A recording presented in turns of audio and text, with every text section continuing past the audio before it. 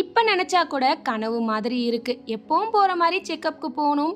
Doctor check பண்ணிவிட்டு admit பண்ணிவிடுங்க, இன்றைக்கி இல்லாட்டி நாளைக்கு டெலிவரி ஆகிடும்னு சொல்லிட்டாங்க. என்னது இன்னும் 2 நாளில் நமக்கு குழந்தை பிறக்க போதா, நமக்கு தான் இன்னும் 1 மாதம் இருக்கே அப்படின்ற நினப்புக்குள்ளாரையே வலி ஸ்டார்ட் ஆகிடுச்சு. ஐயோ அம்மா எனக்கு புள்ள பிறக்க போகுது அப்படின்னு கத்த ஹாஸ்பிட்டலே அலற ஆரம்பிச்சிருச்சு. இன்னுமே அதை நினச்சா எனக்கு சிரிப்பு தான் வரும்.